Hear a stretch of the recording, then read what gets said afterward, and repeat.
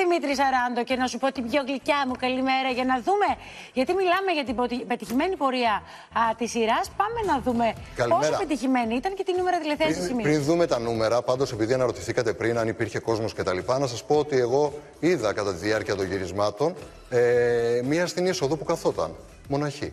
Λοιπόν, τώρα. Καλό ταιριάζει εδώ. Επίσης, Ποσειδώνα, σε άκουσα, σε είδα. Σήμερα τα νεύρα να πω ότι μάλλον οφείλονται γιατί σε βλέπω λίγο τσαλακωμένο. Ποια νεύρα, καλό μου. Πού λίγο τσαλακωμένο σε βλέπω. Μια χαρά. Έλα, σε πειράζει. Α, για το ότι μου τσαλάκωνε το πουκάμισο. Ναι, ακούμπαγε πάνω μου πριν και του λέω μου τσαλακώνει το πουκάμισο.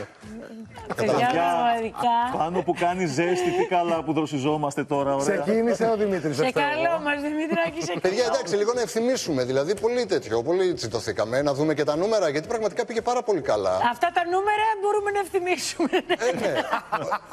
Θα ευθυμίσουμε και εμείς με τα δικά τους νούμερα. Λοιπόν, όπως βλέπετε και εσείς, 21,1 για τη σειρά Αφώνη στο Καμπαναριό. Στην δεύτερη θέση, ας πούμε, η Γη της Ελιάς με 13,4 και ακολουθεί ο Γρηγόρης Αραναούτογλου με τον εκατομμυρίουχο με 13%. Παιδιά, πάντως θέλω να πω, εντάξει, η Γη της Ελιάς έχει το δικό της κοινό πάρα πολλά χρόνια και πολύ πιστό κοινό.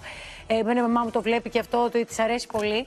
Αλλά και ο Γρηγόρης για τηλεπαιχνίδι ζωντανό απέναντι από τη μυθοπλασία. Πολύ καλά. Τόσο δυνατή μυθοπλασία. Και είναι ένα τηλεπαιχνίδι το οποίο το έχουμε δει πολλές φορές, πολύ πετυχημένο. Και πολλά χρόνια. Κατάφερε να το ανανεώσει. Είχαμε χρόνια να το δούμε. Το ανανέωσε. Τώρα πια Σαββατοκύριακο θα το βλέπετε. Σαββατοκύριακο. Τώρα μετακομίζει Σαββατοκύριακο που έρχονται. Έχουμε ημερομηνία για του Αρβιλά.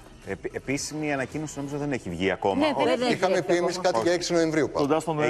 Εκεί κάπου θέλουν, αλλά δεν έχει βγει επίσημα ακόμα. Να σας πω, να σας δώσω και μια πληροφορία αποκλειστική. Θα παίξει και εορταστικό Φόνη στο Καμπαναριό, απλά θα αλλάξει τίτλο. Σταμάτα, Δημήτρη, δεν αντέχω άλλο. στο Καμπαναριό. Χιόνια στο Καμπαναριό, το ήξερα.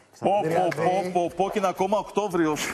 Παιδιά, κοιμήθηκα λίγο περισσότερο γιατί δεν ταξίδεψα χθες. Καλύτερα να ξενυχτάς, Δημήτρη μου. Μωράκι μου, λατρεύω το κάνει χιούμορ ότι σιώνει ο Μάρκος. Ο Μάρκος Εφερλής νομίζω κάπου στην Αττική θα κλαίει ήδη. Γιατί δεν θα ήμουν ωραίος πράσινος. Ό,τι χρώμα θες και μπλε και ωραίος μαύρος θα γίνεις τώρα, μια χαρά. Πάρτε τον. Πράσινος Power Ranger. Λοιπόν, Δημητράκη, θα σε δούμε σε λίγο.